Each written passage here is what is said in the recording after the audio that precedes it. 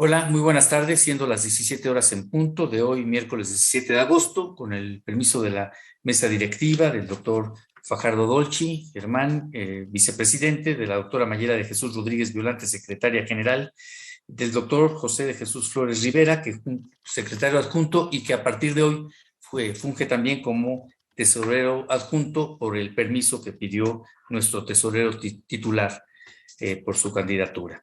Bien, pues les damos la más cordial bienvenida. Vamos a iniciar la sesión el día de hoy con la presentación del trabajo de ingreso del doctor Fortino Solórzano Santos, a quien de antemano le damos la más cordial bienvenida a la Academia Nacional de Medicina. Su trabajo se intitula Colonización cervicovaginal y rectal por estreptococos del grupo B en embarazadas mexicanas a término.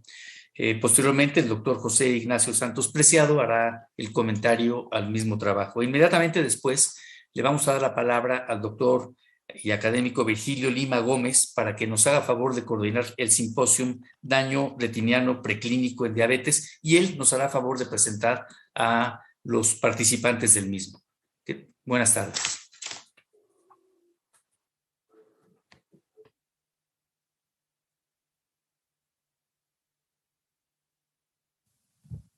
Muy buenas tardes a todos ustedes.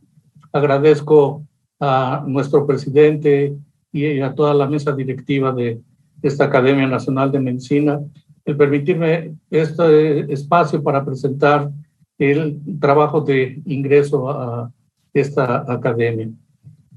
El trabajo corresponde al estudio de colonización cervicovaginal y rectal por estreptococo del grupo B en embarazadas mexicanas a término.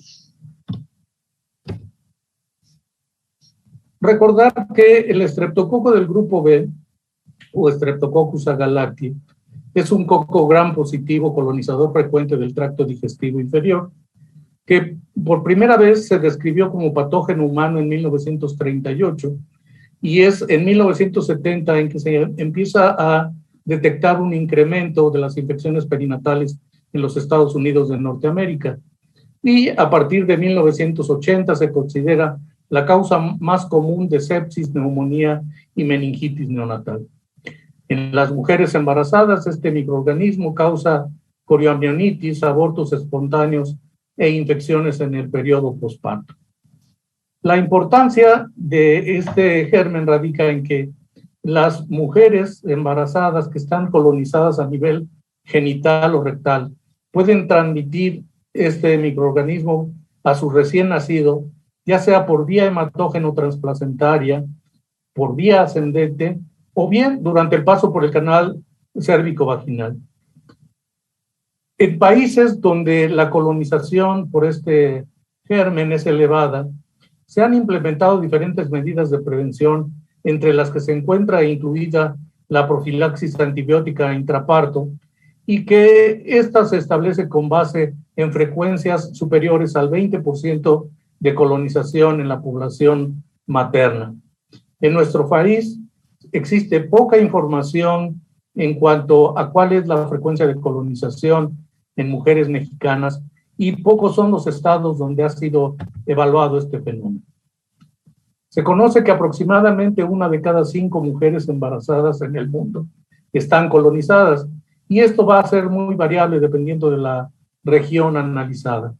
La colonización más elevada se encuentra en África, donde en promedio es alrededor del 22.4%, pero alcanzando niveles hasta del 26.7%. Le siguen en frecuencia otros países como Brasil y China, con niveles alrededor del 14%. En México, dentro de los estudios realizados en 1981, en una muestra de alrededor de 150 mujeres, se encontró un porcentaje de colonización del 4%. En ese mismo decenio, en la Ciudad de México, en un hospital de tercer nivel de atención, en una muestra de alrededor de 300 mujeres, se encontró un 10.3% de colonización. Ya en el presente siglo, en Chiapas se encontró un 8.6%, en Jalisco el 13%, y en Monterrey, en el estudio más reciente realizado por el doctor Gerardo Palacios, se encontró un 1.4%. Por lo tanto, el objetivo de este trabajo fue conocer el porcentaje de colonización en una ginecobstetricia de la Ciudad de México, tratando de abarcar una población lo más amplia que se pudiera en un periodo de 24 meses del estudio, habiéndose realizado un estudio observacional prospectivo en el cual se eligieron las embarazadas que fueron admitidas para la atención del trabajo de parto y que tuvieran embarazos de más de 36 semanas de gestación, y aquellas embarazadas que cursaran entre la semana 35 y 36, que tuvieran trabajo de parto activo y que no hubieran podido haber sido inhibido este trabajo de parto. Se excluyeron las mujeres que habían recibido antibióticos en el último trimestre del embarazo y aquellas que tuvieran alguna contraindicación médica para la toma de la muestra. A todas las embarazadas en posición ginecológica se les tomaron muestras a nivel vaginal y de ámpula rectal que fueron inoculadas en un caldo de cultivo selectivo y enriquecido que se denomina Top-Hewitt y que contenía los antibióticos ácido nalidíxico y gentamicina. A los medios en los que hubo crecimiento se hizo siembra en medios de cultivo sólido, a partir de los cuales de las colonias que fueran beta-hemolíticas se realizó la identificación microbiológica y finalmente la serotipificación de los microorganismos aislados. A todas las embarazadas fueron clasificadas sus embarazos como de riesgo normal o de riesgo alto de acuerdo a la clasificación de Copeland. En este periodo de 24 meses se incluyeron un total de 3.347 embarazadas, de las cuales el 66%, que fueron 2.213 mujeres, tenían embarazos de riesgo habitual y el 34% del resto de las embarazadas tuvieron embarazos de alto riesgo. La edad media de todas las pacientes incluidas fue de 25.6 más o menos 5 años de edad, con rangos entre los 14 y 43 años. La mayoría de las mujeres, el 95.5%, tuvo control prenatal y la resolución del embarazo fue por vía cesárea en el 41%, siendo mayor este procedimiento en las mujeres con embarazo de alto riesgo, siendo del 62%, comparado con el 32% en las mujeres de riesgo habitable. En general, no hubo diferencias de las características generales entre las pacientes incluidas, tanto embarazadas como no embarazadas, como en las de riesgo habitual o embarazo de alto riesgo. Como ven ustedes, pues predominan las comorbilidades que les dieron parte de la clasificación de este alto riesgo. Y lo que sí hubo una diferencia fue en cuanto al porcentaje de colonización, que fue superior en las mujeres con embarazo de alto riesgo, alcanzando casi un 6% del total de las mujeres muestreadas de este grupo, contra un 3.47% entre las mujeres con embarazo de riesgo habitual. El global de las mujeres que estuvieron colonizadas, fue predominante o fue mayor el porcentaje de colonización en aquellas que estuvieron incluidas entre los 25 y 34 años de edad, siendo mayor en el de 30 a 34 años. Cuando analizamos cuáles posibles factores o comorbilidades podrían influir en la positividad para estreptococo, el único factor que mostró diferencia fue la infección urinaria recurrente o pasada en las mujeres que tuvieron los cultivos positivos. En el resto de los demás factores analizados no hubo una mayor influencia para tener un cultivo positivo, como ha sido mencionado en algunos otros estudios. Del total de los cultivos que se tuvieron positivos, que fueron 145, el serotipo que predominó en estos aislamientos fue el serotipo 1 con un 58% y en segundo lugar el serotipo 3 con un 22%. Y aquí vale la pena resaltar que este serotipo 3 es el que se ha considerado que incluye la cepa de alta virulencia, que también ha sido encontrada dentro de los aislamientos en nuestra población mexicana.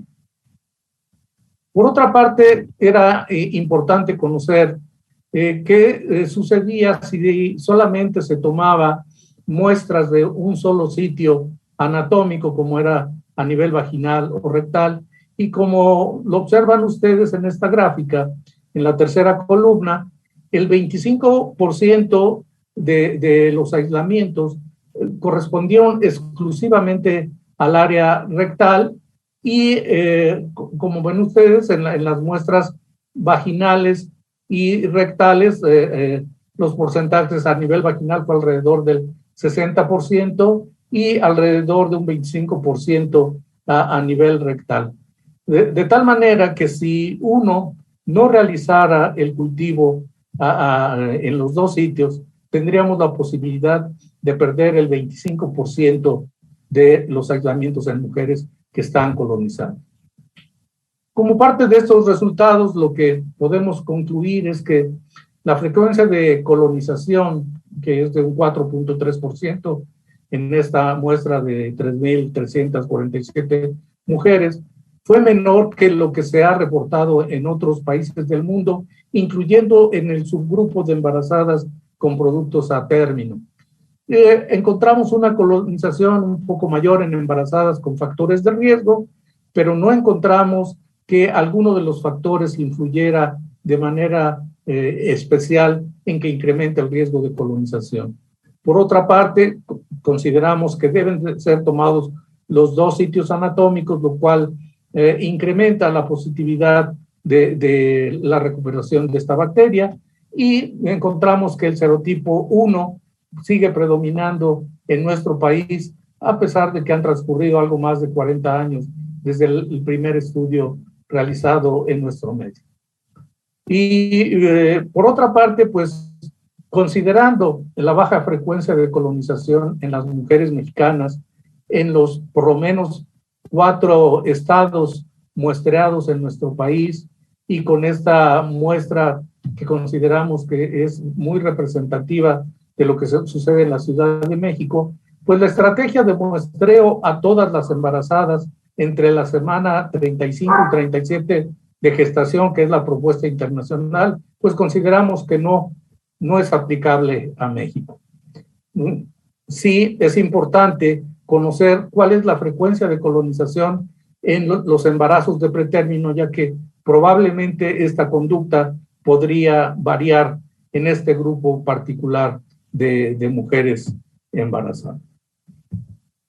Pues agradezco yo a todos los participantes en este proyecto que están mencionados en esta lista y que correspondieron al Hospital General de Zona 27 de Ginecobstetricia Tlatelolco del Instituto Mexicano del Seguro Social y a la Unidad de Investigación Médica en Enfermedades Infecciosas y Parasitarias del Hospital de Pediatría del Centro Médico Nacional Siglo XXI. Muchas gracias y buenas tardes. Buenas tardes, doctor José Jalabe Scherem, presidente de la Academia Nacional de Medicina, doctor Germán Fajardo Dolci, doctora Nayela Rodríguez, doctor Abdo Francis. Gracias por la invitación al distinguirme como comentarista del trabajo de ingreso, doctor Fortino Solórzano. El académico Fortino Solórzano es médico cirujano por la Facultad de Medicina de la UNAM, con especialidad de pediatría médica en el Instituto Mexicano del Seguro Social y especialización en infectología y ecología médica de la Escuela de Gonzalo Gutiérrez y Onofre Muñoz. Es miembro del Sistema Nacional de Investigadores y autor de más de 150 artículos en revistas indexadas, tanto nacionales como extranjeras. El doctor es jubilado del IMSS y actualmente es investigador titular en Ciencias Médicas en la Unidad de Investigación en Enfermedades Infecciosas del Hospital Infantil de México Federico Gómez, cuna de la infectología pediátrica mexicana. El Streptococcus agalacti emergió como patógeno neonatal en los años 70. y debido a la ausencia de medidas de prevención, ha representado en estos años la principal causa de sepsis y meningitis bacteriana del recién nacido en países desarrollados. Se trata de una bacteria gram positiva, beta hemolítica, catalasa negativa en el lóbulo facultativo y forma parte de la flora comensal intestinal, pero de forma intermitente puede colonizar el área perianal y el tracto genital de la mujer embarazada. Una madre con colonización genital o rectal por estreptococo puede transmitirlo al recién nacido por vía hematógeno transplacentaria, por vía ascendente o durante el paso por el canal cérvico-vaginal. En las mujeres también puede causar corioamnionitis, abortos espontáneos e infecciones postparto. También puede causar infecciones graves en diabéticos tipo 2. El estreptococo es caracterizado por presentar en su pared el antígeno grupo B, antígeno del sistema de la doctora Rebecca Lancefield. La doctora Lancefield nació en 1895 en Estados Unidos y dedicó toda una vida a la clasificación serológica de bacterias del género Streptococcus, basado en ciertos antígenos de membrana presentes en dicho género. Empezó la clasificación del Streptococcus en la Primera Guerra Mundial, un brote de fiebre reumática en reclutas militares en el estado de Texas. Pero no fue hasta 1933 que describió su método serológico para diferenciar a los streptococos hemolíticos en diferentes grupos, un sistema de clasificación usado internacionalmente el día de hoy. También pudo clasificar a Streptococcus agalacti en el grupo B, de acuerdo al polisacario de membrana. El carbohidrato del grupo B del Lancefield es un antígeno anclado a un peptidoglicano. Esto lo define como esta especie como Streptococcus grupo B. También pudo esclarecer el papel de los polisacáridos en virulencia y como antígenos proteicos de membrana que juegan un papel protector. A partir de los años 70 y más de 50 años, el Streptococcus sigue siendo la causa de infección bacteriana del recién nacido en países en desarrollo, como ya había mencionado. Y debido a lo anterior, en países se ha planteado dos estrategias. Una es que el cribado o tamizaje de mujeres embarazadas en las últimas semanas de gestación para ver si está presente el germen. Y la otra aplicación es de profilaxis intraparto para mujeres colonizadas. En México no hay tanta experiencia, sin embargo, el primer trabajo sobre el agente infeccioso se realizó en el IMSS por el doctor Roberto Kretschmer. Fue publicado en el Journal of Infectious Disease hace 31 años y hace menos años, en 1984, el doctor Solórzano publicó su primer trabajo al respecto. El presente trabajo, Portino, Solórzano y colaboradores realizaron un estudio prospectivo transversal para evaluar la prevalencia de colonización cérvico-vaginal y rectal por Streptococcus agalacti. Esto en mujeres embarazadas durante un periodo de 24 meses en el hospital de Tlatelolco, en la Ciudad de México. En un periodo de 24 meses se incluyeron 3.347 embarazadas. 2.213 tenían un embarazo de riesgo habitual, de acuerdo a la clasificación de Copland, y 1.134 un embarazo de alto riesgo. El presente estudio, la frecuencia de colonización fue menor al reportado a nivel mundial, 4.3%. Encontraron en este estudio que de los 145 aislamientos, el 58% correspondía al serotipo 1, el 22% al serotipo 3 y serotipo 2. ¿Por qué es importante la serotipificación? Hace 40 años, utilizando un modelo experimental Molino, publicamos diferencias en susceptibilidad oxonofagocítica en relación directa con la virulencia de los diferentes serotipos. Este mismo año, hace un mes, el doctor Gerardo Palacio Saucedo presentó un trabajo de ingreso similar titulado Colonización perinatal Streptococcus agalacti, con la pequeña diferencia de que él también, además de cultivar mujeres embarazadas, cultivó a recién nacidos, hisopados periumbilicales y faringios. El doctor Palacios encontró una seroprevalencia aún más baja, de 1.4% en todas las mujeres muestreadas. Actualmente la estrategia para prevenir las transmisiones se centra en el cribaje de mujeres embarazadas y en la profilaxis con antibióticos durante el trabajo de parto. Estas estrategias no toman en cuenta la biología de la bacteria y ni contemplan completamente la carga de enfermedad.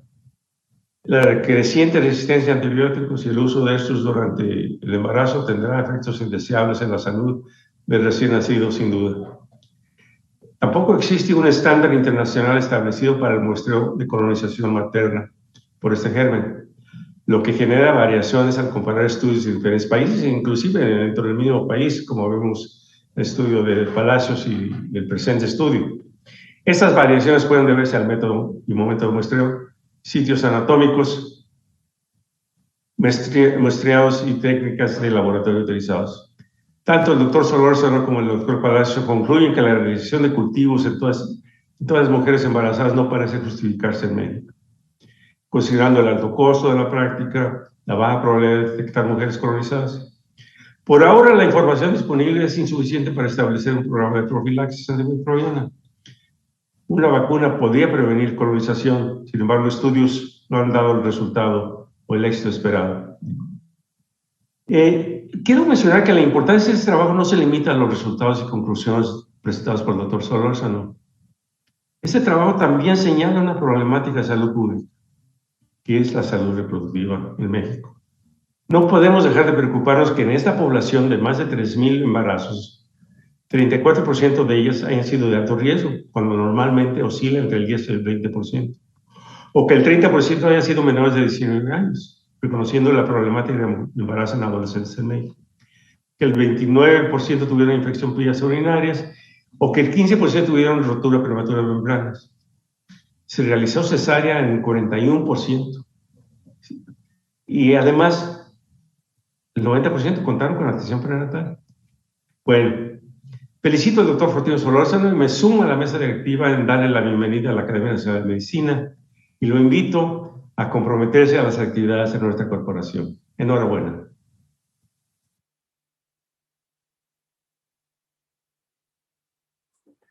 Gracias, doctor Santos Preciado.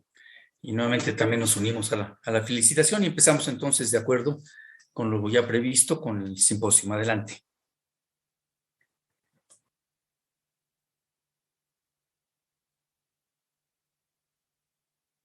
Buenas tardes. Con el permiso de la presidencia, agradezco la invitación para participar con este simposio que tratará sobre la detección del daño retiniano preclínico en diabetes. La retinopatía diabética es una complicación microvascular específica de la diabetes, pero lleva mucho tiempo para desarrollarse. Sin embargo, el desarrollo de la tecnología dentro de la oftalmología permite actualmente contar con herramientas que detectan alteraciones antes de que se desarrolle la retinopatía diabética. Y para abordarlas hemos invitado a 4 especialistas en retina, expertos en su campo, para que nos presenten las manifestaciones que pueden encontrarse antes de que clínicamente se desarrolle retinopatía en los pacientes diabéticos. El primer tema estará a cargo del Dr. Sergio Eustolio Hernández Namota, quien es el referente en autofluorescencia en nuestro país, y precisamente abordará el tema sobre el papel de la autofluorescencia para la detección del daño retiniano preclínico en diabetes. Adelante, doctor Hernández, por favor. Muy buenas tardes, tengan todos ustedes. Con la venia del señor presidente de la Academia Nacional de Medicina, doctor Ala Becherem. Le agradezco a mi amigo, de igual manera, el doctor Virgilio Lima, por la invitación a participar en este simposio, Daño retiniano preclínico en diabetes, para platicar un poco en torno al papel que pudiera jugar el estudio de autofluorescencia retiniana en el daño preclínico por diabetes. Sabemos que son ya miles de personas en el mundo que tienen ceguera total por retinopatía diabética. Son prácticamente 4 millones de personas con algún grado de discapacidad visual por esta misma causa. La retinopatía diabética, por otro lado, Es una complicación tardía de la diabetes que es asintomática en la inmensa mayoría de los casos, sobre todo en sus etapas iniciales, y no es hasta que ya está en etapas avanzadas, con riesgo de ceguera, que los pacientes perciben que hay algún problema en su función visual. Esto hace indispensable el crear o el descubrir métodos de detección temprano que puedan predecir su desarrollo. Sabemos que los pacientes con diabetes pueden presentar daño neurovascular progresivo que no es visible mediante los métodos convencionales de oftalmoscopía. Usamos algunos estudios paraclínicos como es la tomografía óptica coherente, en donde se ha reportado adelgazamiento de capas retinianas internas como primer hallazgo que antecede la aparición de retinopatía en estos pacientes. Una extensión del OCT, de la tomografía de coherencia óptica, que es el angio-OCT, ha demostrado algunos signos como el aumento de la zona foveal vascular, la aparición de áreas de no perfusión y disminución de densidad vascular de los plexos vasculares en pacientes con diabetes mellitus sin retinopatía. La autofluorescencia retiniana, por otro lado, es un método de exploración no invasivo mediante toma de fotografías únicamente, no hay que inyectar colorante ni nada, para evaluar el mapeo en vivo de los llamados fluoróforos de la retina. Los fluoróforos son sustancias, moléculas que al ser estimuladas mediante una longitud de onda de luz, emiten ellas su luz propia. Las principales fuentes de fluoróforos que se encuentran en la retina las emiten los llamados gránulos de lipofusina que se acumulan en la primera capa retiniana, que es el epitelio pigmentario. Este es el más estudiado, es el A2C, N-retinilideno, N-retinilethanolamina, que es un producto del catabolismo de la vitamina A tan esencial en el ciclo visual. Esta es una fotografía de autofluorescencia retiniana en un paciente normal. Pueden ver la retina de un aspecto grisáceo, blanquecino, que está dado por la emisión de esa luz de los millones y millones de gránulos de lipofusina en retina. ¿En qué patología se ha empleado la autofluorescencia retiniana? Clásicamente en la degeneración macular relacionada a la edad. Esta es una fotografía de un paciente con atrofia geográfica por degeneración macular. Vemos del lado derecho una zona de autofluorescencia disminuida, de color oscuro, por la ausencia ya de células retinianas, sobre todo del epitelio pigmentario, donde están estos gránulos de lipofusina, y alrededor de ella una zona de autofluorescencia aumentada. Esta zona de autofluorescencia aumentada está dada por un acúmulo excesivo de lipofusina que se ha correlacionado a su vez con daño y muerte celular. En muchas patologías aumenta la densidad de estos gránulos de lipofusina y eso contribuye a la muerte celular. También se ha empleado en distrofias maculares, como la enfermedad de Stargardt, en donde se realzan las lesiones múltiples propias de este tipo de entidades distróficas. En retinopatía diabética, edema macular diabético, también se ha descrito el uso de autofluorescencia retiniana. Aquí vemos una fotografía de un paciente con edema macular diabético. En la parte inferior derecha podemos ver la presencia de quistes intrarretinianos. Aquí lo que sucede es que el líquido presente en estos quistes desplaza hacia los lados el tejido retiniano y hace más evidente la autofluorescencia proveniente de las células del epitelio pigmentario, que se pueden ver en la foto de autofluorescencia como un puntilleo hiperautofluorescente. Hemos descrito nosotros diferentes patrones de autofluorescencia retiniana anormal en estos pacientes de edema macular diabético. Se ha correlacionado la autofluorescencia con el grosor foveal central y también con la función visual en diferentes estudios. ¿Qué otras modalidades de autofluorescencia retiniana pudieran jugar un papel en la evaluación de los pacientes diabéticos sin retinopatía? Tenemos a la llamada autofluorescencia cuantitativa, que no es más que una extensión de la autofluorescencia normal, nada más que con este tipo de dispositivos podemos nosotros obtener imágenes de colores que cuantifican la intensidad en determinado momento de la autofluorescencia retiniana. También en años más recientes se ha descrito la autofluorescencia multiespectral o multicolor, que divide la señal de la autofluorescencia en diferentes colores y nos permite evidenciar otro tipo de fluoróforos distintos a la lipofusina.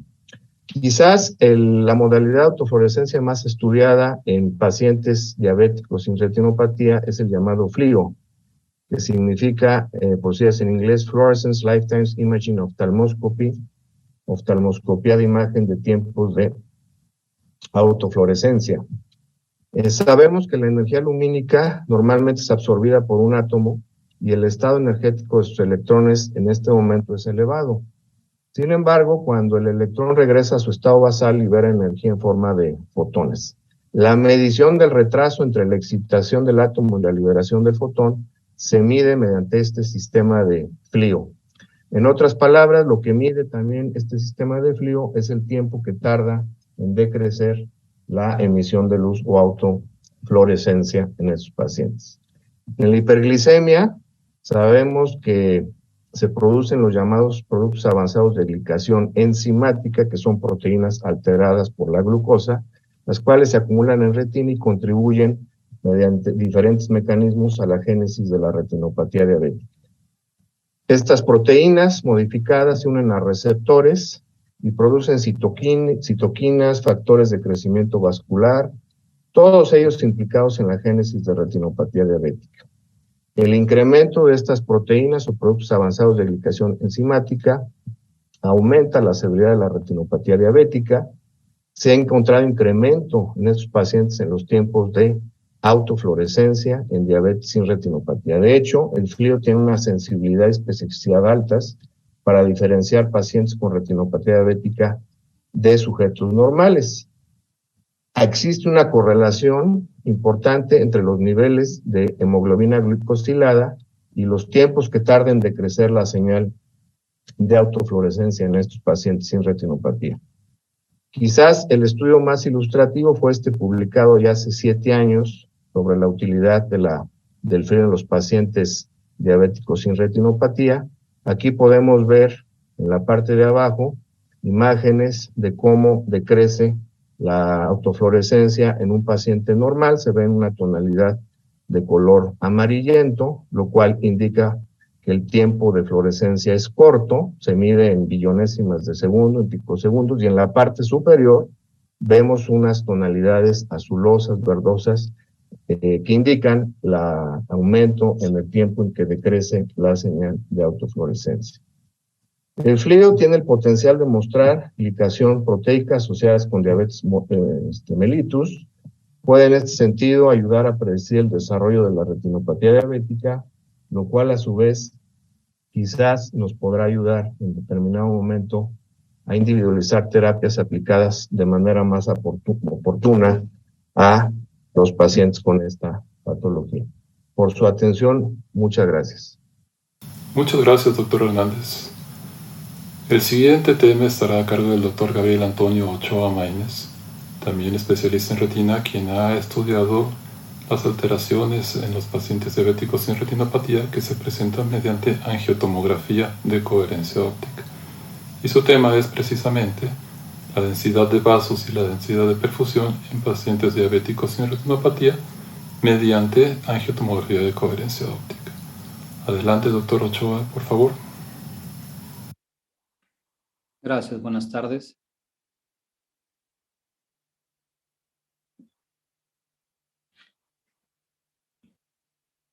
Un segundo, estoy con ustedes.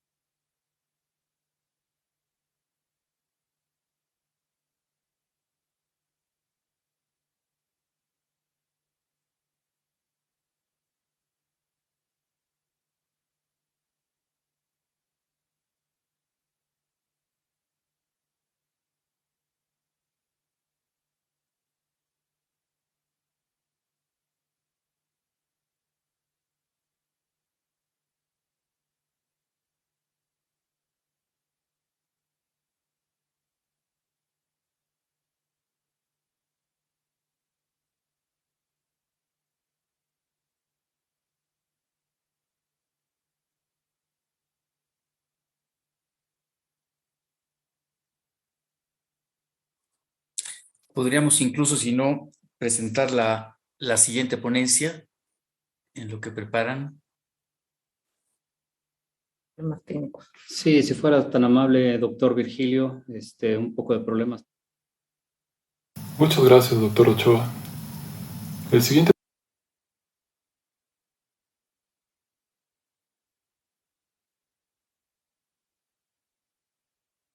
precisamente la densidad.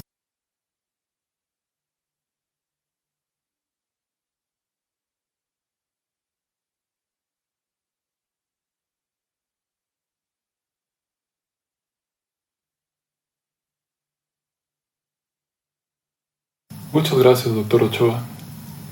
El siguiente tema estará a cargo de la doctora Olivia Pérez García, quien también es retinóloga, pero además es especialista en neurooftalmología, y ella abordará el tema de la neuropatía retiniana diabética, que también se presenta antes de que se desarrolle la retinopatía diabética.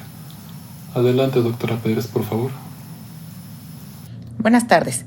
Con el permiso de la Presidencia, agradezco la invitación a participar en este simposio de daño retiniano preclínico en diabetes con el tema neuropatía retiniana diabética. Es bien conocido que la retinopatía diabética es una enfermedad microvascular. Investigaciones recientes sugieren que la degeneración de la retina en la diabetes podría ser causada también por una neuropatía, que ésta precedería las alteraciones microvasculares e incluso fomentaría su aparición. Existen 3 posibilidades en estas hipótesis. La microvasculopatía causa neurodegeneración, la neurodegeneración contribuye al daño de los microvasos o son independientes entre sí. En condiciones normales existe un equilibrio entre los estímulos favorables a la supervivencia y los antiinflamatorios que mantienen la función de las células de la retina. En la diabetes, los aportes neurotróficos pueden reducirse y las citocinas proinflamatorias, las quimiosinas y las respuestas celulares pueden aumentar. Estos procesos aceleran la muerte de las células de la retina y aumentan la permeabilidad vascular. Una hipótesis es que las células neurovasculares de la retina se dañan más por la fluctuación de los niveles de glucosa que por la hiperglicemia persistente. Existe evidencia de que la hiperglicemia conduce a una activación de la microglía. Las células gliales activadas, a su vez, producen una gran cantidad de citocinas y mediadores inflamatorios, así como radicales libres, que conducen a la activación de vías metabólicas, lo que lleva a la lesión de los microvasos y daño de las células nerviosas, fomentándose la apoptosis, una de las 2 formas principales de neurodegeneración retiniana. La apoptosis neuronal se inicia en las células ganglionares de la capa interna de la retina, pero puede afectar también a otras células nerviosas, como son las células bipolares, amácrinas y los fotorreceptores. La pérdida de estas células se manifiesta en la disminución del espesor de las capas de la retina, medido por tomografía de coherencia óptica. Uno de los conceptos importantes cuando hablamos de neurodegeneración es la unidad neurovascular. Esta se refiere al complejo acoplamiento funcional y la interdependencia entre las células neuronales, gliales, inmunitarias y vasculares, en este caso de la retina. Es importante para mantener la hemostasia y la regulación de los neurotransmisores, y su disfunción es clave en el desarrollo de neurodegeneración retiniana.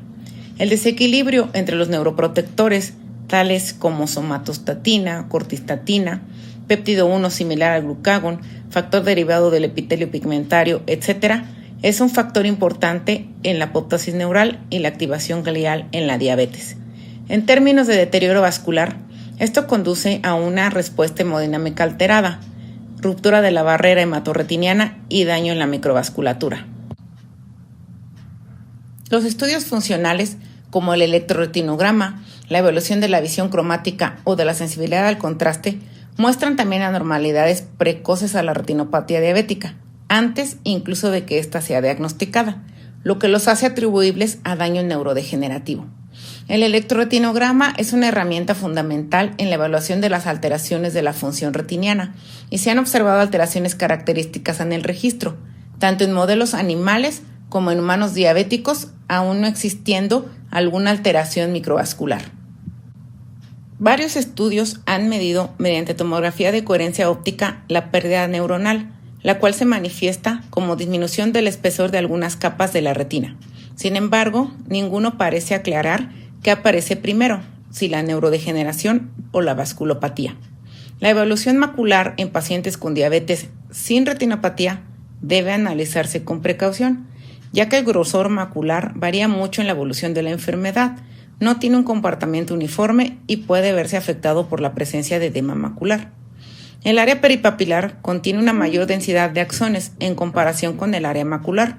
Por lo tanto, analizar las células ganglionares y el espesor de la capa de fibras nerviosas en esta zona podría ser la mejor opción para detectar la neurodegeneración de manera más temprana en estos pacientes.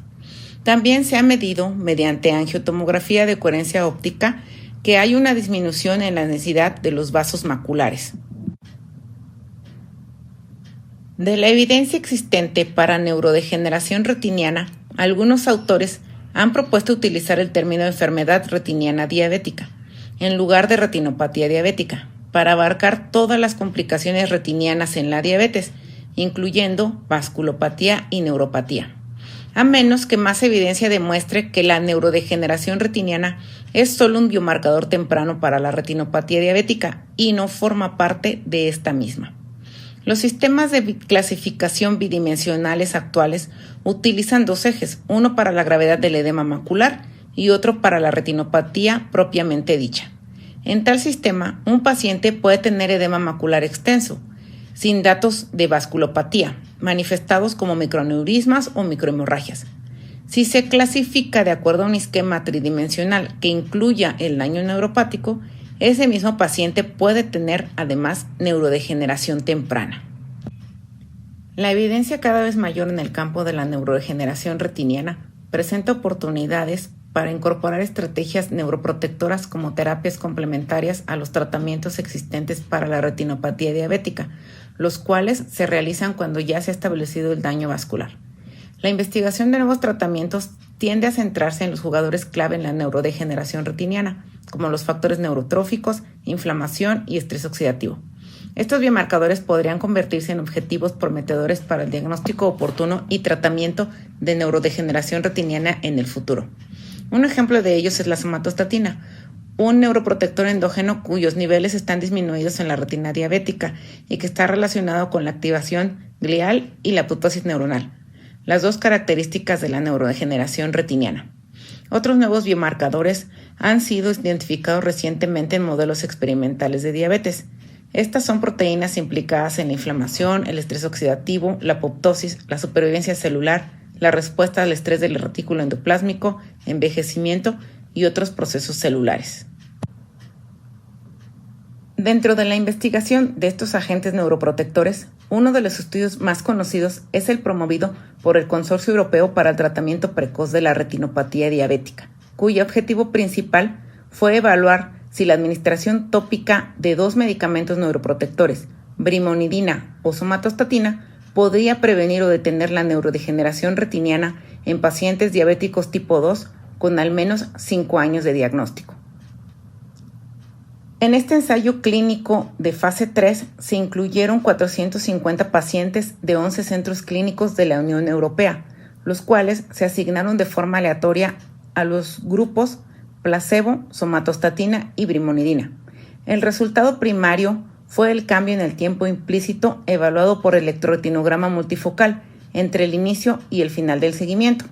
También se midió el adelgazamiento de las capas de la retina mediante tomografía de coherencia óptica. Cuando se evaluó el objetivo primario en toda la población, no se observó efecto neuroprotector de brimonidina o somatostatina. Sin embargo, en el subgrupo de pacientes con neurodisfunción retiniana al momento de la inclusión, el tiempo implícito del electroretinograma empeoró en el grupo placebo, pero permaneció sin cambios en los grupos brimonidina y somatostatina. Con estos resultados concluyeron que la administración tópica de agentes neuroprotectores tiene un papel neuroprotector en los pacientes diabéticos que ya presentan neurodisfunción retiniana. También se encontró que la somatostatina evitó el adelgazamiento de la retina evaluado mediante tomografía de coherencia óptica. Sin embargo, este efecto no se asoció a los parámetros de neurodisfunción retiniana evaluados por electroretinograma. Se necesitan más estudios para confirmar estos efectos neuroprotectores y especialmente para evaluar si la neuroprotección resulta en una reducción de la enfermedad microvascular. De todo lo anterior podemos concluir que la correlación entre vasculopatía y neuropatía, si bien es aún desconocida, no se puede concebir la una aislada de la otra. Si se confirma que la neurodegeneración es un factor causal de la retinopatía diabética, esto representaría un cambio de paradigma del enfoque actual en la detección y tratamiento temprano del componente vascular de la retinopatía diabética al reconocimiento temprano de la neurodegeneración como un biomarcador, lo que podría tener implicaciones terapéuticas importantes, ya que parece razonable pensar que estos pacientes se beneficiarían de estrategias terapéuticas basadas en neuroprotección. Esto abre la posibilidad de desarrollar una terapia tópica o sistémica con fármacos neuroprotectores, donde las terapias de las que disponemos actualmente no tienen ningún papel. Muchas gracias. Muchas gracias, doctora Pérez.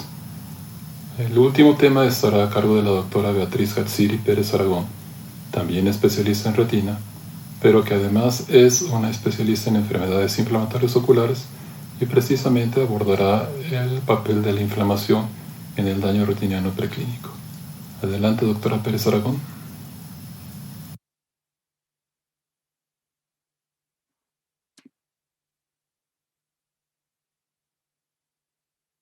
Gracias, buenas tardes a todos. Agradezco la invitación y con permiso de la presidencia iniciaré mi charla.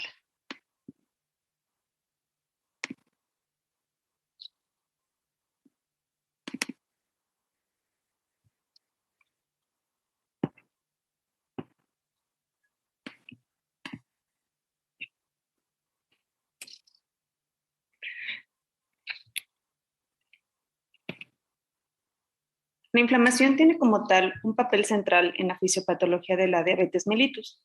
Esto está demostrado por la serie de eventos inflamatorios tempranos que desencadenan la liberación de citocinas proinflamatorias y que causan un daño en cualquier órgano de la economía. Debemos de diferenciar que el proceso inflamatorio en diabetes también depende del tipo, es decir, en aquellos que tienen una diabetes tipo 1, sabemos que el origen tiene un daño autoinmune, puede ser por una infección viral, que puede causar una insulinitis e infiltración celular. Esto en los islotes pancreáticos provocando una inflamación local y aguda. No así los diabéticos tipo 2, que por enfermedad crónica secundaria a una desregulación metabólica, el tiempo entre el inicio de la diabetes a la manifestación clínica puede ser variable.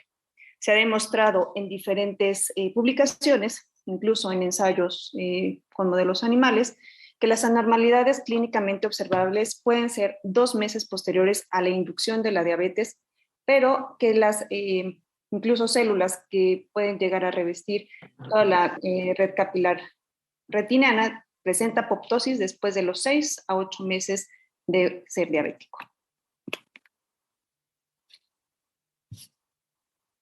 Se ha demostrado que al final del día el sitio inicial de la lesión en una diabetes es la célula pancreática dañada.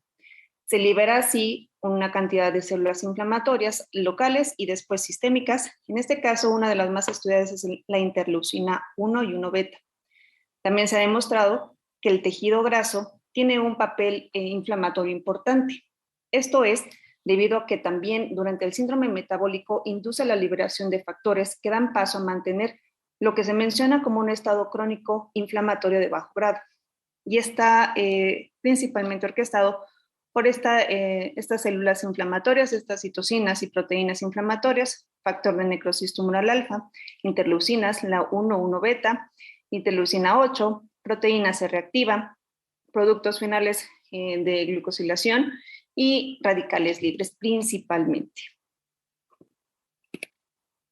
Se ha demostrado que las enfermedades inflamatorias crónicas, como lo es la diabetes mellitus, se caracterizan por un comportamiento disfuncional y descontrolado del sistema inmune, activándose células leucocitarias quienes en condiciones de hiperglicemia sostenido desencadenan la liberación de citocinas proinflamatorias incluidas factor de necrosis tumoral alfa, interleucinas, las cuales promueven el reclutamiento de los macrófagos que contiene el tejido adiposo de un paciente y que a su vez intervienen en la activación de factores nucleares como lo están descritos JNF y factor nuclear tipo KB, como elementos proapoptóticos a nivel vascular, orquestando el daño celular local.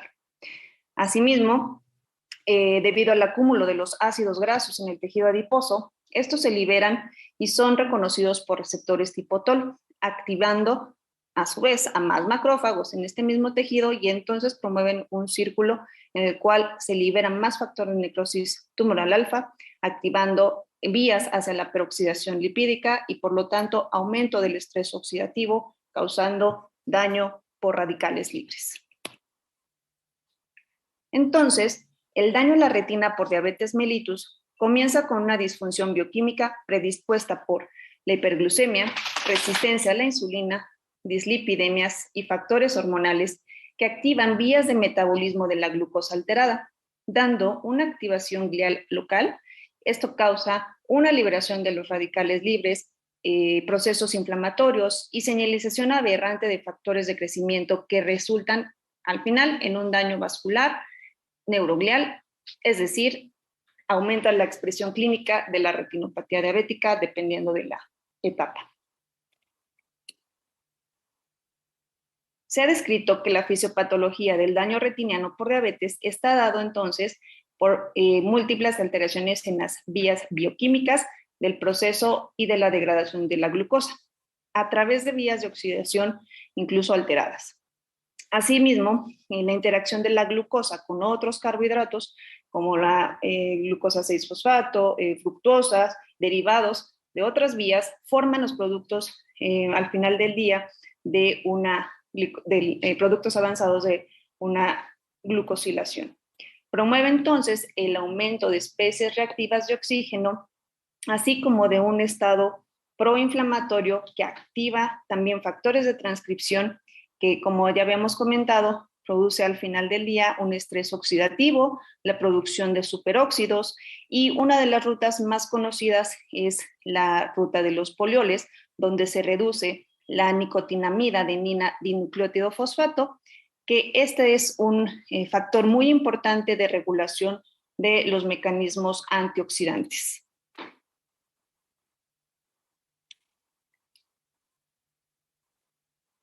Entonces, cuando tenemos a la retina y todas sus estructuras y su metabolismo basal, tenemos que existe un incremento en la demanda del oxígeno. Y esto también hace que el tejido sea un órgano sensible al estrés oxidativo y principalmente al daño por la hiperglicemia. Como les había comentado, el hecho de tener alteraciones en uno de los factores más importantes de reducción de radicales libres, como es el NADPH, que al final del día produce aumento de los radicales y de las especies reactivas de oxígeno que alteran el DNA mitocondrial. Esto, a su vez, una mutagénesis en las mitocondrias a cargo de la producción de oxígeno reactivo endógeno. Eso quiere decir que en el metabolismo basal más la carga de estrés oxidativo a nivel retiniano, pues va a provocar evidentemente mayor liberación de factores inflamatorios y daño celular directo. Y bueno, hablar de estrés oxidativo en la diabetes mellitus implica una sesión completa, pero no podemos dejar de mencionar que la producción y acumulación de especies reactivas de oxígeno en el microambiente retiniano altera el funcionamiento normal de los sistemas antioxidantes, los cuales son importantes para contrarrestar evidentemente el daño y el metabolismo al final del día alterado por la diabetes mellitus. En las últimas investigaciones sobre inflamación en retinopatía diabética, se ha medido en modelos experimentales la presencia ya de niveles de ácidos grasos a nivel sérico y en vitro, demostrando no solo la existencia de citocinas proinflamatorias.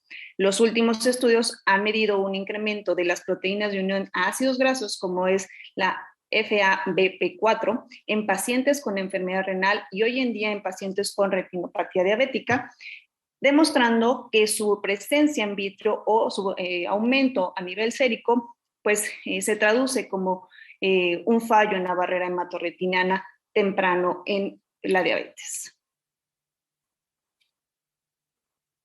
Es entonces que la alteración vascular temprana por diabetes mellitus está determinado por un estímulo crónico inflamatorio que en fases preclínicas se caracteriza por una circulación de células activadas que inducen a su vez la expresión de factores tanto proinflamatorias, citocinas, expresiones al final del día de moléculas de adhesión endotelial, que lo único que van a producir es evidentemente el daño en la pared, obstrucción, y al final del día, en conjunto con un endotelio con estrés oxidativo, van a provocar que estos vasos tengan un daño per se de manera sostenida.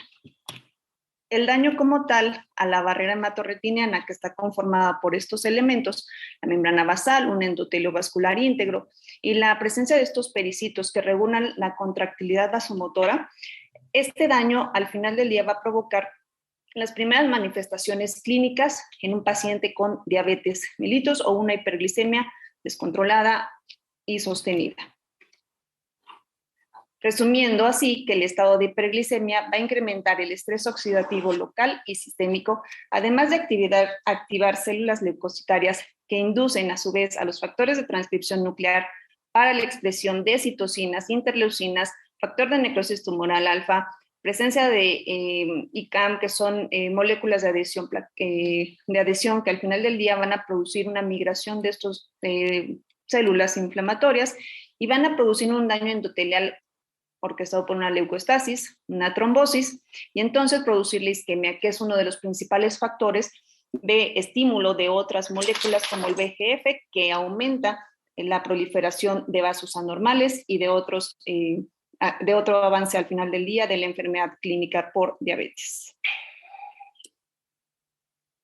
Entonces, como conclusiones, sabemos que la hiperglicemia sostenida causa una toxicidad debido a la desregulación de diferentes vías bioquímicas que nos van a producir un aumento del estrés oxidativo, un aumento de adhesión de células proinflamatorias, liberación de factores endógenos que al final del día, hoy en día nos están dando una estratificación personalizada del riesgo en cada uno de los pacientes diabéticos o que tienen síndrome metabólico, que tienen etapas, lo que llamamos prediabetes o que tenemos preclínica antes de tener una lesión como tal. Por lo tanto, investigaciones se han dado a la tarea de dar enfoque hacia tratamientos que son coadyuvantes al tratamiento gold estándar hoy en día, inhibidores de ciclooxigenasas, inmunosupresores, inhibidores del estrés oxidativo, a manera de tener un tratamiento blanco en etapas tempranas. Muchas gracias por su atención. Muchas gracias, doctora Pérez Arregón. Con el permiso de la presidencia, solicitaría al doctor Ochoa Maínez que nos presente su tema, por favor.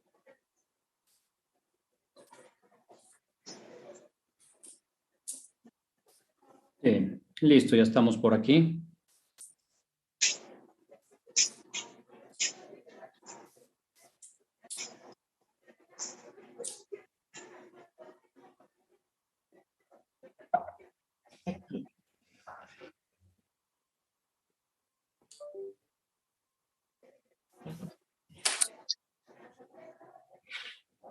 Bien, de antemano una disculpa a todos los presentes por la falla técnica.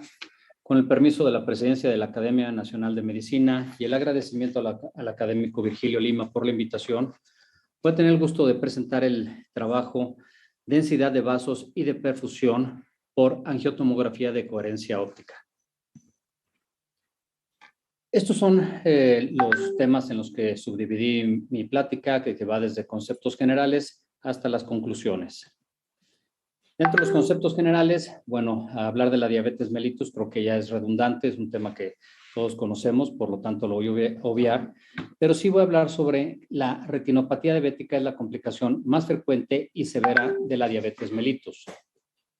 La retinopatía diabética es la principal causa de ceguera legal en población en edad laboral y tiene una prevalencia cercana al 35%.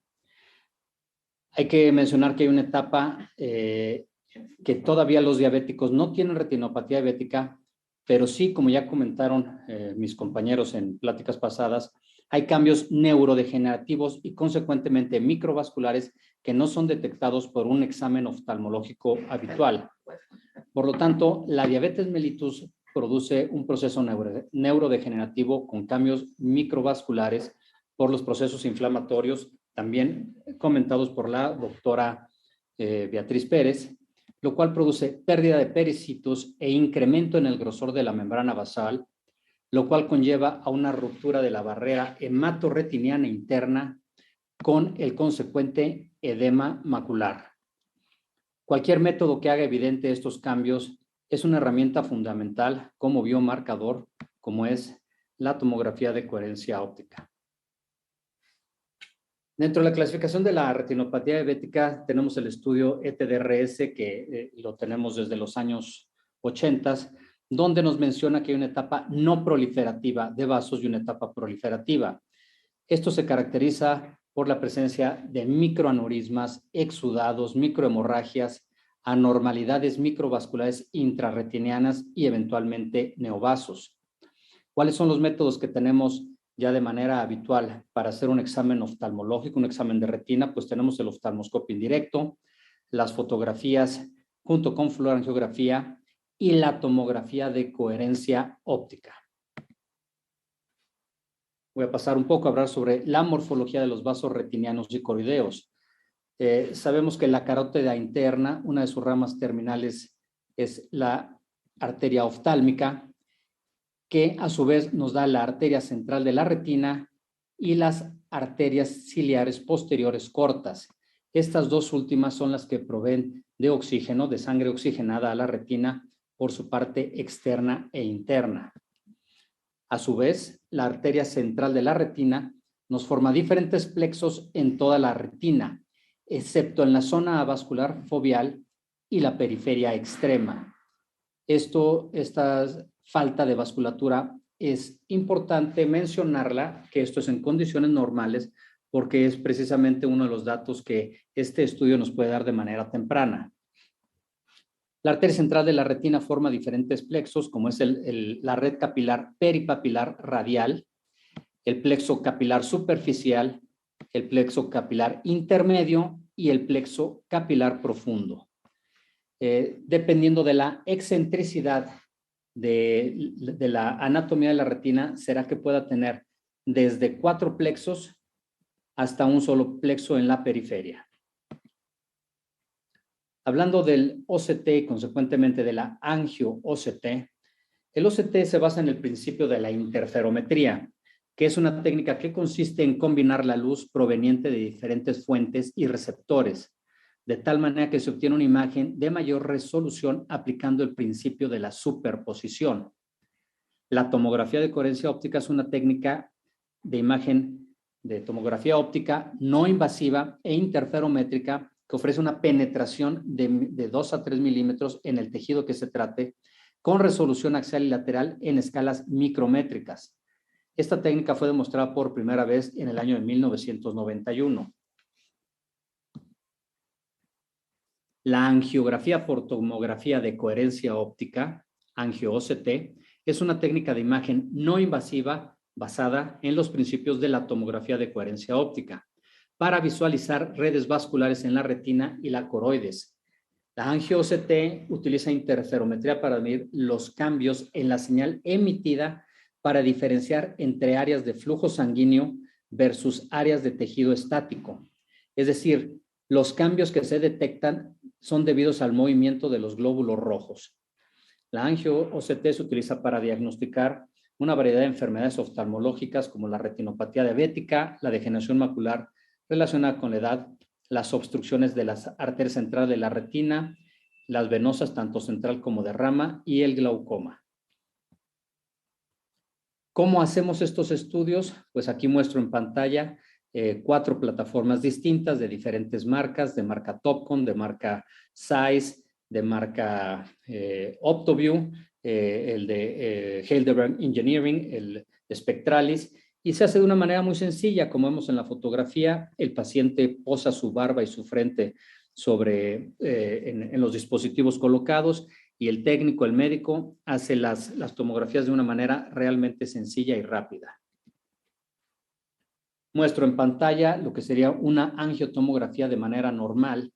Los aparatos nos pueden dar una modalidad de 3 por 3 milímetros, que vemos a la izquierda, 6 por 6 milímetros o 12 por 12 milímetros. Estas imágenes son del mismo paciente en el mismo momento, pero nos dan imágenes diferentes dependiendo lo que le pidamos al aparato.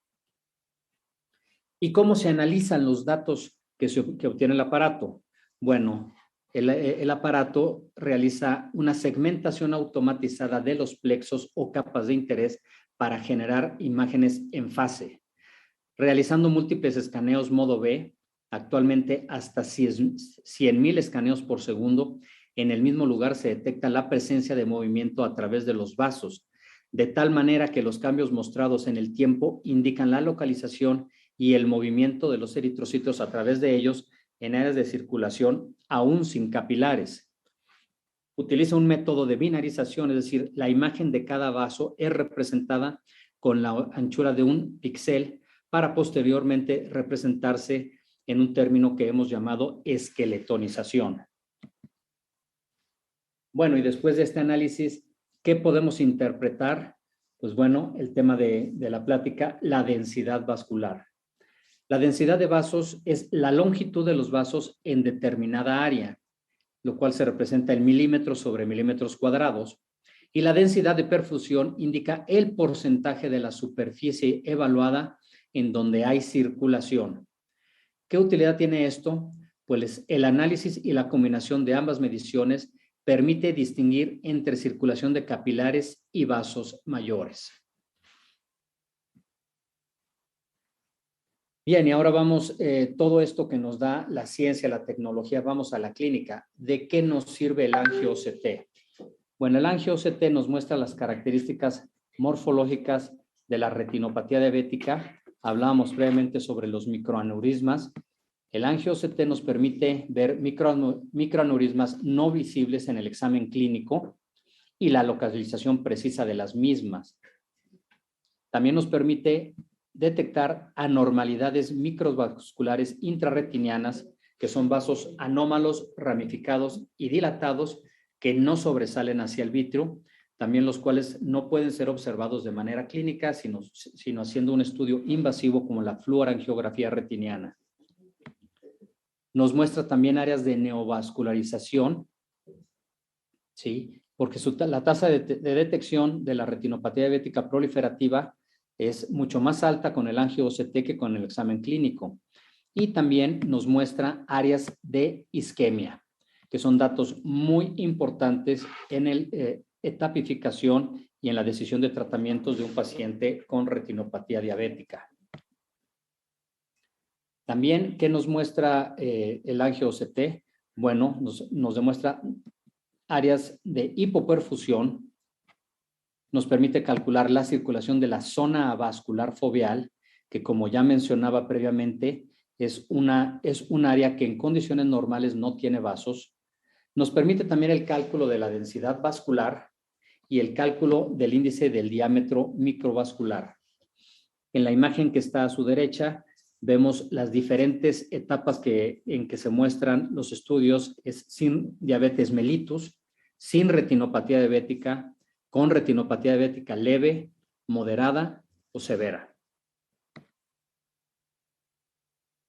En esta imagen podemos ver un estudio de angiotomografía donde el paciente tiene diabetes mellitus sin retinopatía diabética, pero podemos observar ya en el centro, en el área vascular foveal, la formación de microvasos, lo cual indica es una detección muy temprana de esta enfermedad. ¿Qué podemos concluir de los estudios con la angiotomografía de coherencia óptica? Bueno, se realiza sin dilatación pupilar y es un estudio no invasivo. Proporciona imágenes de alta resolución de los plexos capilares y coriocapilares sin medio de contraste. Nos proporciona mapas de densidad de perfusión y porcentajes de densidad de perfusión. Y la angiotomografía de coherencia óptica es capaz de visualizar cambios en retinopatía diabéticas en etapas preclínicas con lesiones como los microaneurismas, la isquemia, las anormalidades microvasculares intrarretinianas y los neovasos. Por su atención, muchas gracias.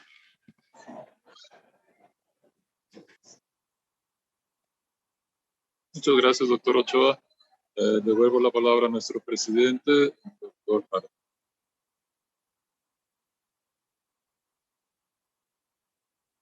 Perdón, muchas gracias, doctor Lima. Tenemos unos cuantos minutos por si alguien quiere hacer algún comentario o algunas preguntas a este extraordinario simposio en donde evidentemente cambia toda la visión que teníamos en realidad en relación a todo este problema de los ojos y la diabetes y la detección temprana, cómo modifica radicalmente la historia natural de esta complicación de la diabetes. No sé si alguien quisiera hacer alguna pregunta o comentario. Creo que Raúl Carrillo está levantando la mano y después Miguel Cruz.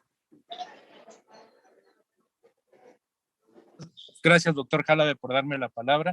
Y antes que nada, bueno, saludar a todo el grupo, felicitar al doctor Virgilio Lima por el excelente simposio. Y bueno, voy a hacer una pregunta como internista que soy y como intensivista que soy. Como internista, lo que más vemos los internistas en la consulta de todos los días y en la hospitalización son pacientes diabéticos.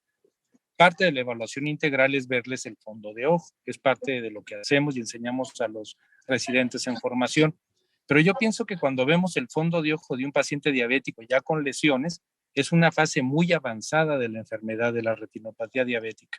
Todos ustedes como expertos, ¿cuándo nos recomiendan a nosotros como internistas enviar a los pacientes diabéticos? Ya ven que vemos infinidad de pacientes en diferentes fases de la enfermedad. Entonces, ¿cuándo enviarlos con ustedes para que ustedes hagan ya esta evaluación como la que nos explicaron, que es extraordinaria? Esa es una. Y ahora, como intensivista, en medicina intensiva, mucho de lo que hace el paciente críticamente enfermo es una grave disfunción endotelial y un estado protrombótico y proinflamatorio muy parecido al que se ve en la diabetes mellitus, pero una magnitud a escala mayor. Y mucho de lo que se lesiona es el endotelio. Y del endotelio, el glicocálix. Algo que estamos estudiando mucho en medicina intensiva actualmente es la lesión del glicocálix endotelial, los mediadores solubles que medimos para estratificar la gravedad de la lesión y ver pronósticos, y sobre todo la evaluación de la microcirculación en base a la espectroscopía ortogonal sublingual, algo muy parecido a lo que hacen ustedes con la tomografía de coherencia óptica. Mi pregunta en este sentido, ¿en la retinopatía diabética evalúan ustedes el glicocálix endotelial también? Esas son mis dos preguntas, como internista y como intensivista. Gracias. Gracias, doctor Carrillo. Yo le pediría la participación al académico doctor Sergio Hernández de Mota, por favor. Muy buenas tardes, tengan todos. Los pacientes con diabetes, en cuanto acuden con nosotros a consulta, independientemente del área a la que nos dediquemos, deben ser referidos inmediatamente a evaluación de su fondo de ojo. Así sean asintomáticos, no refieren ninguna molestia ocular y demás. ¿Por qué es esto? Porque la retinopatía diabética, en la inmensa mayoría de los casos, es asintomática durante gran tiempo de su evolución. Se hace sintomática por lo general cuando ya hay o están las fases más avanzadas del problema, las que conllevan mucho mayor riesgo de ceguera permanente. Entonces, se debe sospechar retinopatía diabética en absolutamente todos los pacientes diabéticos, sin excepción, y voy más allá, incluso en pacientes que no se conocen diabéticos, pero que tienen factores de riesgo para desarrollar la enfermedad. Edad mayor de 40 años, sobrepeso, obesidad, hipertensión, etcétera. Todos esos pacientes también deben someterse a un estudio de fondo de ojo. La evaluación del glicocálix endotelial, hasta donde yo tengo conocimiento, no lo usamos clínicamente. Desconozco, no sé si mis compañeros del simposio tengan conocimiento de alguna investigación en ese sentido. Lo que está ahorita más usándose, lo que tiene o es más promisorio en la evaluación preclínica del daño retiniano en diabetes es de lo que habló el doctor Ochoa Maínez, que es la angiotomografía por OCT, porque es un estudio poco invasivo, no inyectamos ningún colorante a diferencia de la angiografía fluorescénica convencional y nos permite evaluar los diferentes plexos vasculares, segmentar virtualmente mediante este estudio de OCT la retina y evaluar estos plexos vasculares capilares y detectar esas lesiones que a veces clínicamente por oftalmoscopía pues no las podemos evidenciar, ¿no? Por ejemplo, la disminución en la densidad vascular, pues no la podemos nosotros ver oftalmoscópicamente y sí la podemos detectar mediante este estudio de relativamente reciente advenimiento, de pocos años de advenimiento. Tres palabras más, el doctor Javier Mancilla, después Miguel Cruz y finalmente Miguel Abdo Francis. Adelante, Javier. Muchas gracias, señor presidente. Primero, me adhiero a la felicitación por esta excelente sesión. A Virgilio Lima, a quien le tengo una gran estima, pues te felicito por juntar a este grupo de expertos en un tema tan no solo interesante, sino relevante en salud pública. Mi pregunta es muy directa, tal vez a la doctora Beatriz, pero igual me gustaría si alguien más puede opinar. Una de mis líneas principales de investigación es en el área de inflamación. Específicamente, yo trabajé con Charles Dinarello, con interleucina 1, factor de necrosis tumoral alfa, interleucina 6, en fin, con el inicio de todas estas citocinas. Y yo me enfoqué mucho a trabajar en glicosilación. Entonces, mi pregunta directamente es en el proceso de N-glicosilación o de O-glicosilación que se da durante la diabetes, específicamente en retina, ¿qué es lo que sucede? Porque sabemos que al controlarse la hiperglicemia, es reversible el proceso de glicación siempre y cuando no llegue a productos finales de glicación avanzada. Pero sí me gustaría saber cuál es el proceso predominante en retina, ¿es de tipo N o de tipo O? ¿Y cómo se puede manejar en un momento dado la prevención de llegar a los productos finales de glicación con todas las consecuencias que ya sabemos que tiene? Por favor, muchas gracias.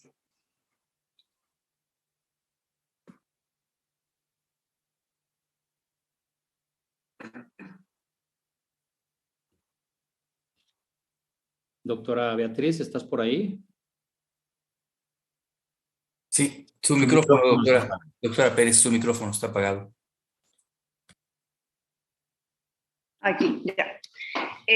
Básicamente, efectivamente, la glicosilación al final del día es todavía el formato inicial del daño oxidativo en el endotelio. Para cuando llegan a los productos de una glicosilación avanzada, ya se ha denotado el daño local en el endotelio y de ahí la expresión de citocinas principalmente de adhesión, lactaria, leucocitaria, que al final del día provocan el daño en el endotelio y la pérdida por radicales libres, expresado al final del día por los factores reactantes de oxígeno, que dan muerte al endotelio no al endotelio, sino al pericito, provocando ahí un defecto en esta barrera hematorretiniana, que eso realmente es la traducción clínica del daño. Entonces, para cuando es, digamos, un paso antes de esta glicosilación avanzada, todavía tenemos, más bien, no tenemos como tal un daño estructural, solamente lo tenemos a nivel molecular local, una inflamación local que efectivamente es reversible todavía, hasta que ya tenemos este daño apoptótico en la célula y daño en la barrera hematorretiniana y por lo tanto el acúmulo de células al final del día que promueven un taponamiento como tal y reducción del flujo circulatorio, es cuando se viene a expresar un daño como tal o per se por la retinopatía diabética.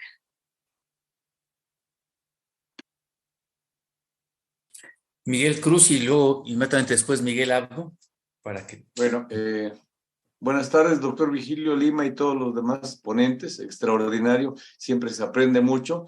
Quisiera a la doctora Beatriz Pérez preguntarle, dado que esta situación que nos comenta, citocinas proinflamatorias, marcadores de estrés oxidativo, moléculas de adhesión, BCAM, CAM, selectina, ¿cree que dentro de la retinopatía diabética pudiera tenerse biomarcadores específicos, dado que es un evento generalizado en las complicaciones. ¿Usted tiene por ahí alguna evidencia o algo que nos dé como un panel así de péptidos, moléculas, factores de crecimiento que se asocien más a esta condición? Las últimas investigaciones se han arrojado más, antes se creía más hacia la parte de las citocinas ya orquestadas de las interleucinas 1,6, TNF-alfa y la proteína C reactiva, que son per se inflamatorias y solamente se dedicaban a la parte como cadena inflamatoria, ¿no? Que puede ser realmente un poquito inespecífica y a raíz de todo son como varias vías las que evidentemente convergen en un daño. En las últimas... yo creo que en los últimos 10 años se han empezado a denotar algunos otros factores dependiendo incluso del grado o del avance de la retinopatía diabética. Esto quiere decir que en daño preclínico sí se ha demostrado ahora, hoy en día, que ácidos grasos y proteínas de unión a ácidos grasos promueven justamente un factor inflamatorio en el síndrome metabólico, es decir, en etapas que no son realmente una retinopatía diabética o un daño endotelial, pero que sí se marcan a nivel sérico y a nivel in vitro en modelos experimentales. Entonces, esta es la tendencia de ir marcando ahora estos biomarcadores y lo que decía el doctor Sergio, efectivamente es bien cierto, acerca de la predisposición. Entonces, estamos hablando de un marcador predictivo para poder valorar a N cantidad de pacientes que tienen justamente una predisposición no solamente genética, sino también funcional por síndrome metabólico, por dislipidemias, por hipertensión o por diabetes, que con estos marcadores que ya se han ido demostrando, ya podemos tener un perfil un poquito más completo de que este paciente sí o sí va a tener un daño severo en algún órgano choque, ya sea riñón, cerebro o microvasculatura retinal. Doctora, y aunque su plática no enfoca la parte genética, predisposición genética, siempre se habla que a los mexicanos nos va o les va peor. ¿Esto es por el descontrol o hay algo más que usted pudiera, o cualquiera de los que están, de los ponentes pudieran comentar?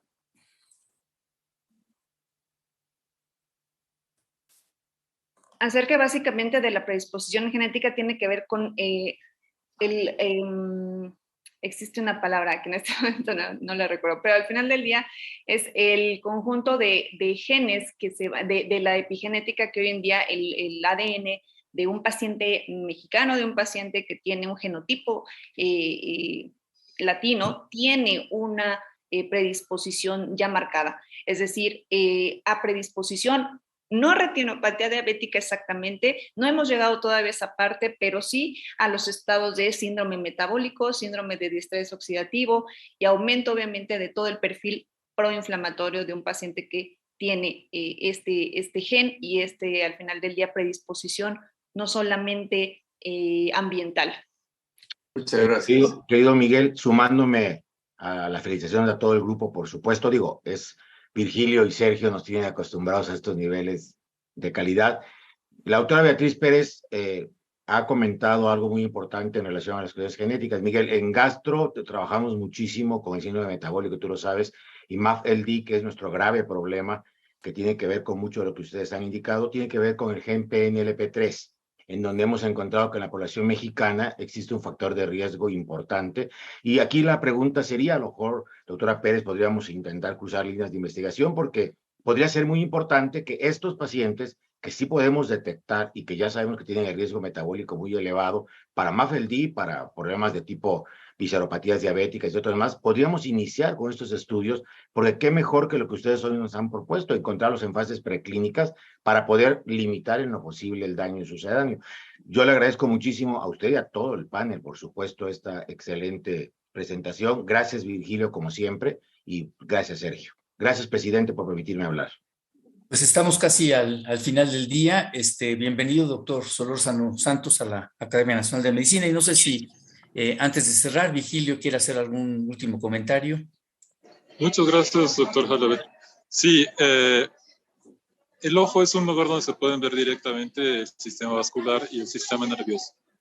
El daño por retinopatía generalmente es tardío, pero lo que hemos presentado y que queremos compartir ahora es que tenemos metodologías cuantitativas que nos permiten identificar daño endotelial y daño endotelial temprano.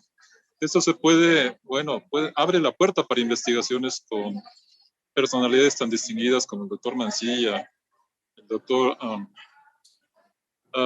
que nos preguntaron acerca de glicocálix y nos preguntaron acerca de marcadores específicos, y tal vez la contribución que podamos presentar nosotros como oftalmólogos sea la identificación del daño microvascular en capilares antes de que se encuentren alteraciones clínicas, junto con el resto de las determinaciones que nos presentaba, por ejemplo, el doctor Ochoa Carpich. Yo agradezco la invitación para participar y para compartir lo que tenemos nosotros que aportar como oftalmólogos, y por supuesto reitero nuestra disposición para integrarnos a equipos multidisciplinarios en beneficio de los pacientes diabéticos. Muchas gracias, doctor Jalve. Gracias, doctor Lima, gracias por la participación, gracias a todo el panel. Creo que fue una tarde extraordinaria con mucho aprendizaje.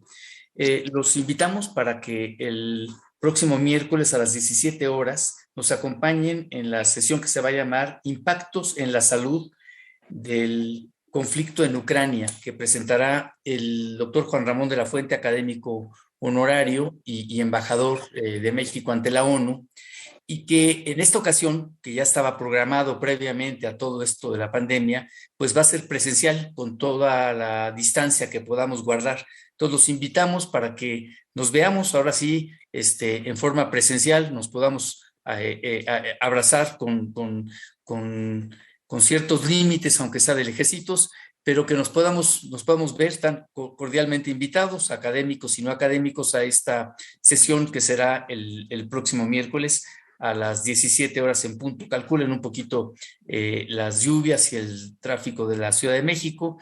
Nos veríamos un poco antes para que podamos platicar y después de esto seguir las últimas sesiones del año, probablemente también en forma virtual. Nos vemos el próximo miércoles y muchas gracias nuevamente y que pasen muy buenas tardes. Muchas gracias. Hasta luego, saludos a todos. Que tengan buena tarde. Hasta luego, tarde. gracias. Bye. Gracias por todo, que estén muy bien. Hasta luego, doctor Virgilio. Que tenga buena tarde a todos. Buenas tardes. Abrazos, Javier. Gusto en verte, Javier. Saludos, Juan Miguel. Fuerte abrazo. Hasta luego. Felicidades. Gracias.